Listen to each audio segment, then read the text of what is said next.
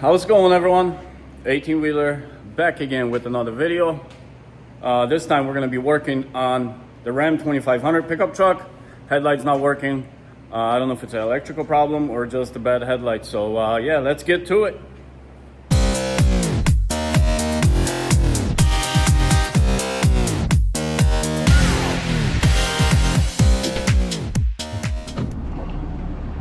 Alright, just got to the house. I'm gonna pull the truck in right away, so I'm gonna be working on the headlight. Anyway, let's bring the truck in. I don't know if I should back it in. Oh, okay. This is what I'm talking about. This tree, I gotta get it cut down. When I come here with the semi truck, it's really hard to maneuver. Obviously, I gotta move that. But this tree's in the way. I gotta do some more cleaning so I can basically come in that way and come straight back in. Try to back it up in here instead of coming in forward, because I don't, you guys know on the last video or a couple of videos before, it's really hard to get in and get out with the semi truck.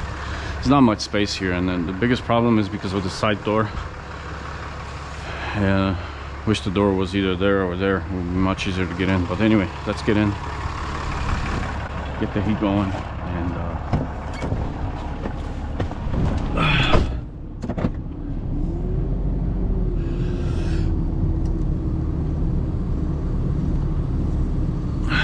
it'd be even hard to get in with this thing, you know.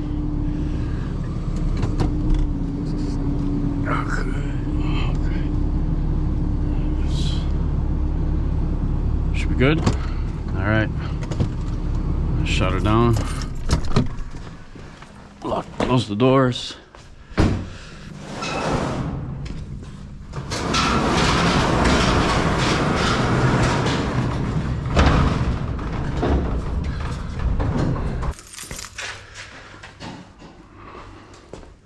See, this headlight is not working at all.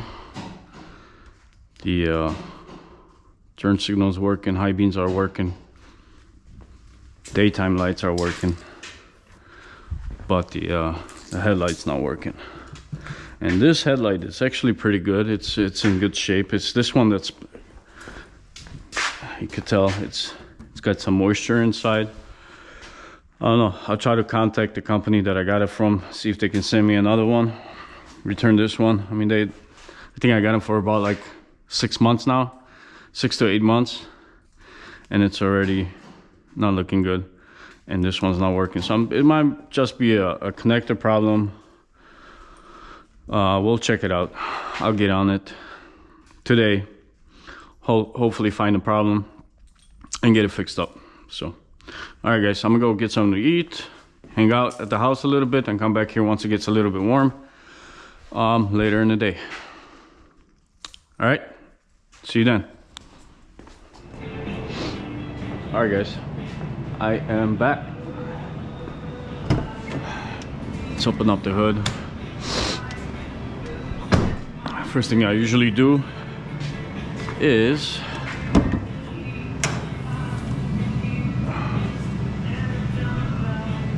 find the plug.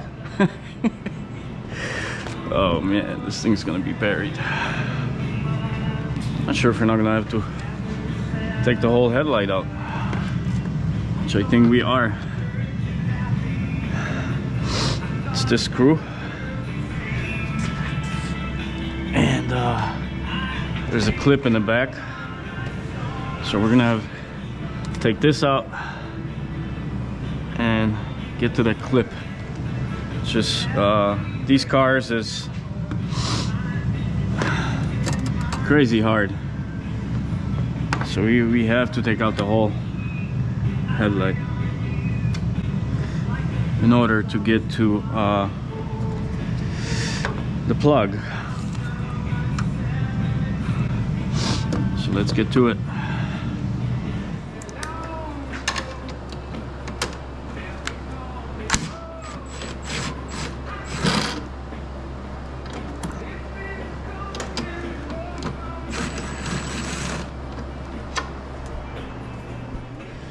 There is a cover here. Hopefully you guys can see it. I'm gonna double check the camera. I put some gloves on. Nice and toasty.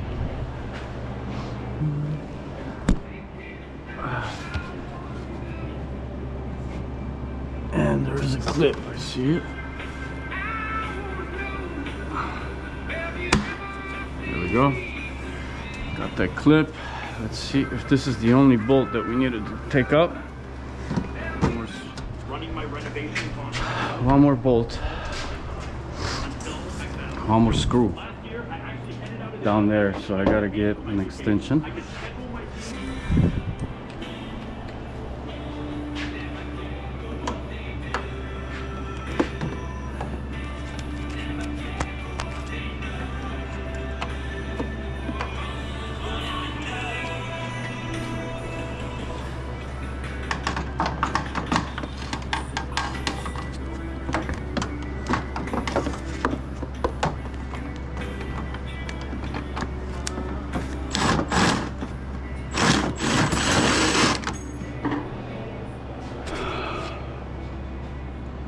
That bolt's loose.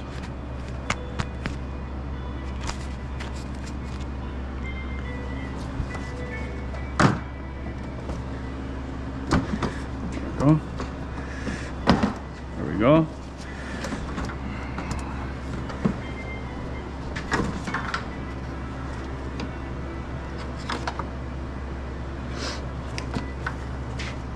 Okay, I'm gonna put it up here.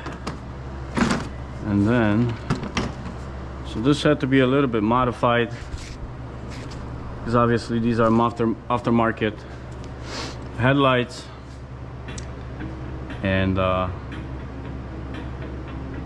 so I just need to figure out, I'm sure this is the headlight, or yeah, this is the headlight. So there's no bulb because those are LEDs, so the problem might be somewhere in there. Or it could be somewhere in the plug. So I'll check the plug first. I'll start with the plug. I'll start with the plug. Well, I'll check this one first because this looks like this is going to be the headlight. This is obviously the marker lights. So let's see. Let's see this part. So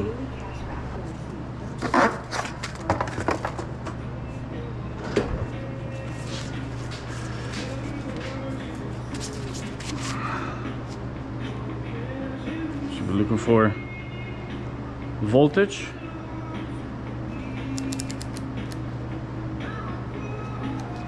Thinking that's it. These are ohms.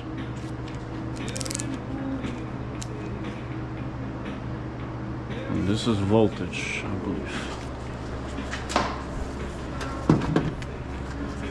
This is the plug for the headlights. So I'm gonna check if we got power anywhere.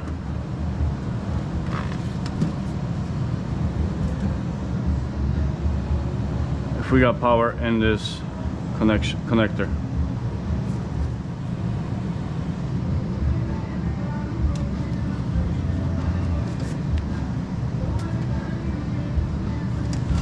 These prongs are super short. I have another ohmmeter. See if this one's working.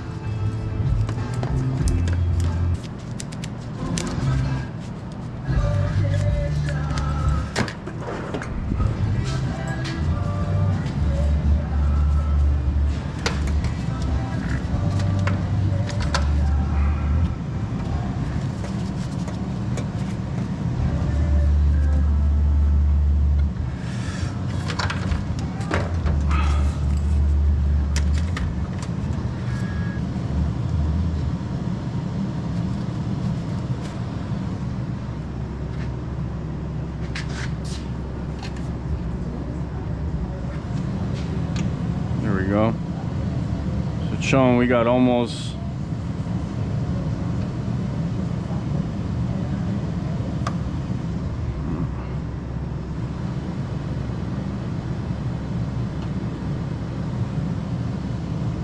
11, 12 volts. So that means we got power going into this plug. I had to change the prongs because these were too short. Okay, so this is my worst nightmare. Let me see if maybe the plug was not in. Yeah, something wrong with this plug right here. See guys? Little problem. Alright. It's just a fixable problem. I just gotta figure out the best way to fix it. Oh, it's working now, fine, everything's cool. But I don't like it. So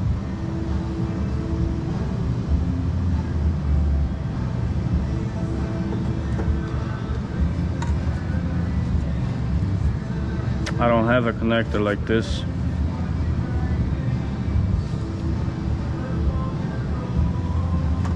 I don't have a connector like this.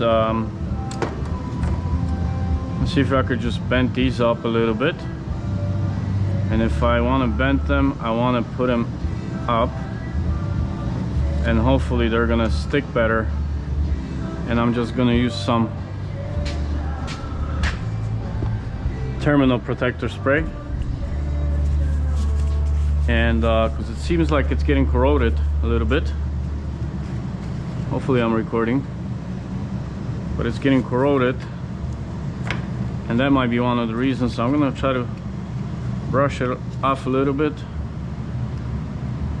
It seems like this is the problem. Yeah, it almost seems like there's a bad connection. That's about it. I mean, it is corroded a little bit. I'm gonna try to bend these a little bit, and that should be it.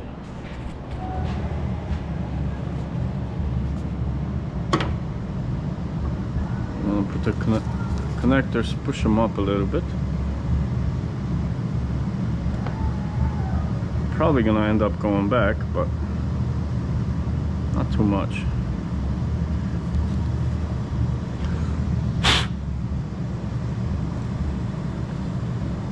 Let me see if this is gonna make any difference.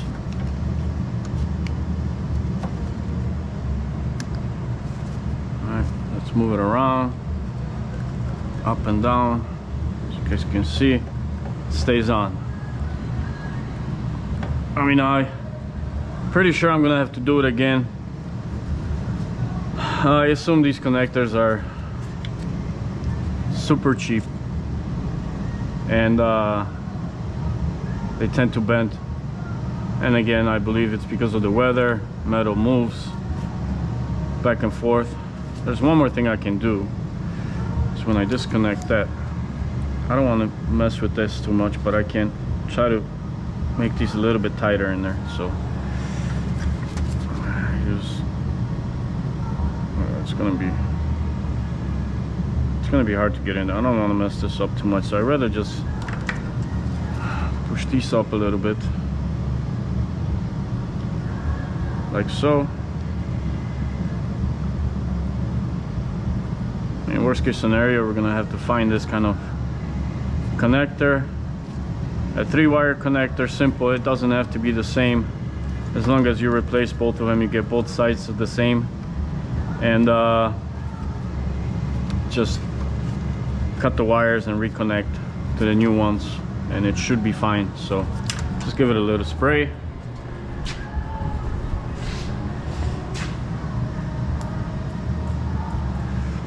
Like so.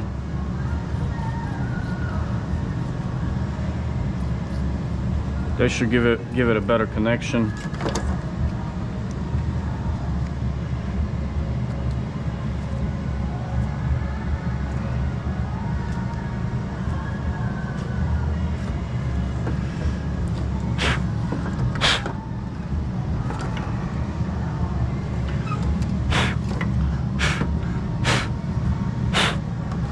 Make it too wet.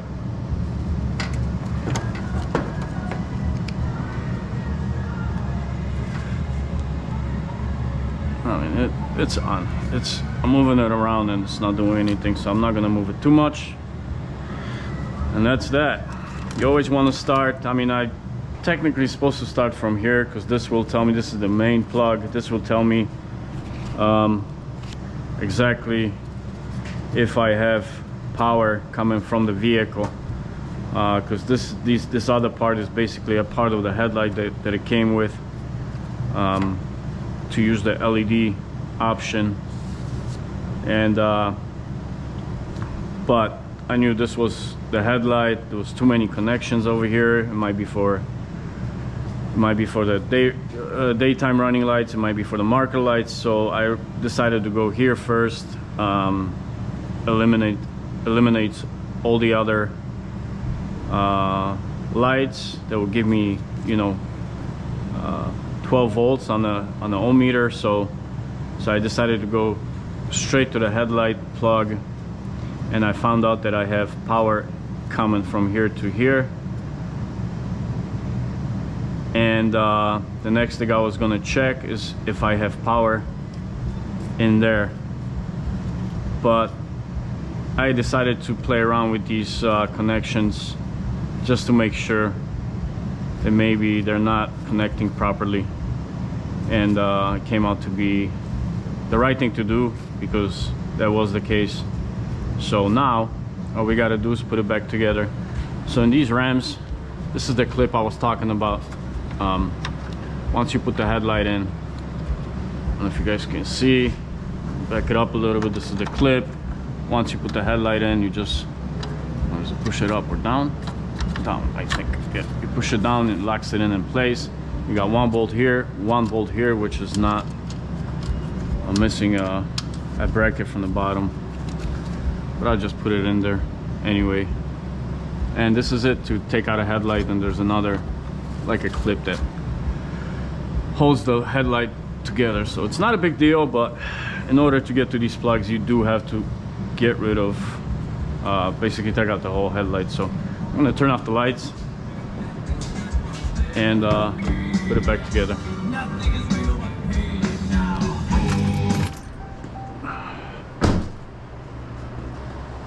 Okay, so this is where it goes into the clip. This is where it's that other clip. And all right, make sure your electrical stuff is all the way to the back. Let's see, I think this side should go in first, and then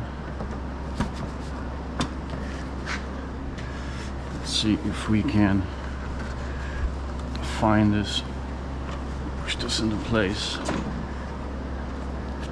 Can't see anything.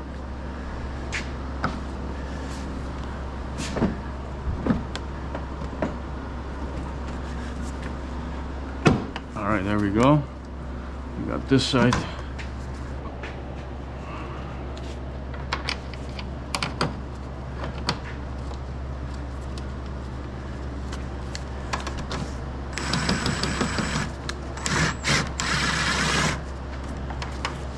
Don't tighten it all the way. There's one more we got to put in. As you can see it, it's way down there. I could see it.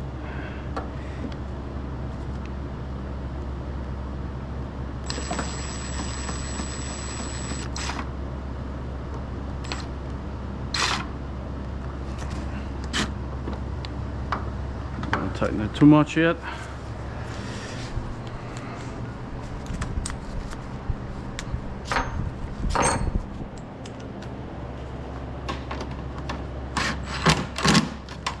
Okay, got this. Okay. And then the last thing is I push this up so it's nice and tight. Find the clip. I don't know if it goes up. Yeah, there we go. And then lock it in place. There you go. Is it on?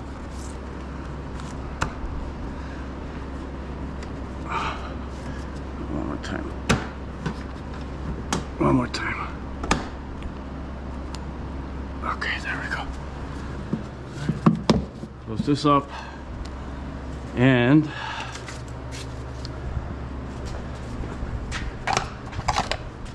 I think we should be done with this. Hopefully it picked up everything. All right, let's see. Let's light her up.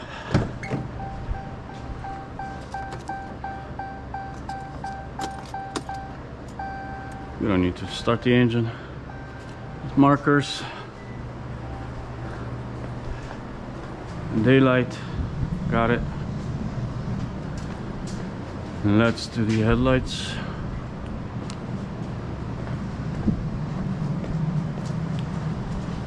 And we got headlights. So simple fix, nothing huge. Took me about 30-45 minutes with the camera.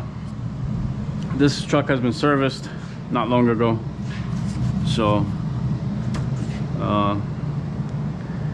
yeah, I still have to take pictures of this, send it to the company. I mean, I like the lights. I mean, they're pretty bright, they work fine, they look nice. I like the way they look. I just didn't think I'm gonna have the same problem I had with the original.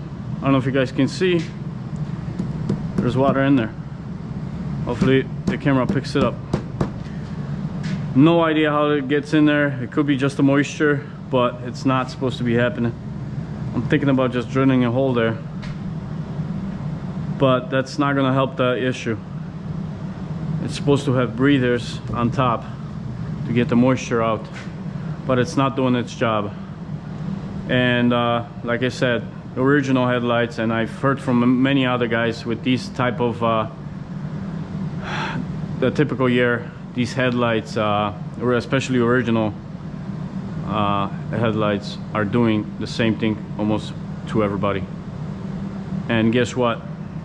I bought this truck almost brand new 10 years ago, and I replaced 2 original headlights with this, all pretty much almost the same problem. All right guys, so one more thing. The tires are underinflated. Well, now they are properly inflated. Still got one more, but I figure I'll point this out. So usually in the winter, your PSI in your tires will go down due to a temperature, because of how the air reacts to cold. So you always want to put a little bit more air in the winter. So my front tires should be inflated at 60 psi. The rear should be 65. That's what these tires are designed, where these tires are designed to be at. I'm not gonna fill it up all the way to like the fronts to 60. I'm gonna leave them at 57. Like you see, the left front is at 57. The right front is way too high. It's supposed to be at 60. It's showing 64, but this thing is showing me 58. So either the sensor is wrong or this is wrong. But I also got another manual gauge that I'm gonna double check everything. And the rears, they're supposed to be at 65. I'm gonna air them up to 62, like the right rear. Even though it's still showing when it's too low. The temperature is really cold, but it doesn't stay that cold for a long time. So usually the temperature goes up, that means your PSIs are gonna go up, and you don't wanna overinflate your tires. So I put just a little bit, couple of PSI on there, because the air fluctuates in those tires every single time of a temperature change. So I'm not going to inflate it, especially in the winter, to a maximum, because like I said, those cold temperatures only last for a couple of days, few days at a time, and then usually the temperature goes up. So I just leave a couple of PSI below. It's not too bad, especially on these kind of tires. And these big tires, usually the PSI fluctuates quite a bit. So if it gets warm, it might get up to, like you guys see, the right rear is at 62. When it gets warm, it's probably going to be like 67, and that's above 2 psi above the normal. So just kind of got to play around with it. So yeah, just kind of a little tip. I just got this one that I got to finish up, or the rear, right rear. So yeah, this is it. should be okay. It's gonna be a little bit over, right? Oh yep, it's showing 64, so I'll let it a little bit out. Use any tool just to, and then again, press hard to measure. It's right at 62 now. Should be okay. And then today's 15 degrees, tomorrow's gonna be 40. It's gonna be right at 65, or at least pretty close. It's gonna change soon, so.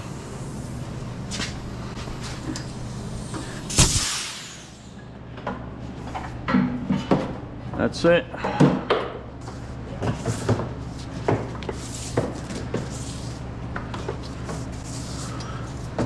The truck is updated. Whatever we needed to do, fix, it's done.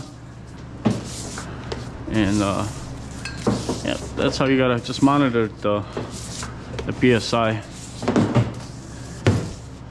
And this will save your tires. It will make them last a little bit longer. Once you start losing air, at least in one tire, what's gonna happen is you're gonna start hearing the tire when you drive on the road. It's gonna make noise because it's either underinflated or overinflated. So maintaining tires is, I think it's maybe not as important in a car, but it's super important in the truck to check your tire pressure all the time, because those tires are not cheap and they can go out pretty quick if you don't pay attention to the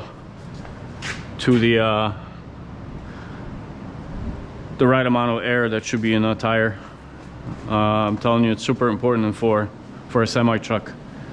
Maybe not as much as this, but semi truck, I mean, you put so many miles on it, and you want to take care of it. That's why you see those trucks, and especially the newer trucks, they have a special system on them, which is a self-inflate system. Obviously trucks run on air. Some of the systems run on air, and that air is used to inflate the tires as well. Same thing for the trailer. So sometimes you can't even get a nail in a tire on the trailer, especially on the trailer. And they have this special system which inflates the tire all the time. Now you're gonna lose some air pressure in your truck, but it's not gonna be as much if it's not a big hole, if it's not a big nail. So you can always get to a safe spot and replace the tire that way. So those systems are pretty cool. And they started putting on those brand new trucks, they monitor, it's basically a monitoring system where it tells you on the screen in the truck how much PSI, just like in a car. And even the newer trucks, they came up with an even newer system where you put this device on your hub, on your rim, and what it does, it spins. When the tire spins, that device collects air under pressure from just basically air from the from the outside, and it airs up the tire to a certain PSI that it's supposed to be, that it's set up for, which is a great, it's sort of like a manual type of inflation device that keeps your tires inflated at proper PSI. So that is cool. I was looking into it, but it's like a $1,500. I think it's a minimum. There's like different types of this device, and you put it on all four. Well, in the semi truck, you put it on all your axles, and I think it's a really nice idea. Yeah. So tomorrow, I might bring the other car in, and I order a new tool that I really wanted to use, and I really was looking for a tool that will fix all my problems while doing this stuff, which is once I start doing it, I'll show it to you. It's a secret. I mean, it's not a secret. I mean, I'm sure people know about it, but it's something that might work great on a regular car, on a bigger car, or even on a semi truck. So I'll be testing that out, and we'll see how that goes. I'm excited for tomorrow to try it out. That's if I get a chance. If there's nothing that's gonna come out, some activities or whatever, so I'll give it a shot. We'll see how it works. All right, guys, take care. Guys, this is gonna be it for this video. Next one, I'm gonna try to test out that tool that I ordered, as I mentioned before. And yeah, thank you for watching. Don't forget to like and subscribe. As you know, it's very important, especially for new channels. And I'll see you on the next one. Adios.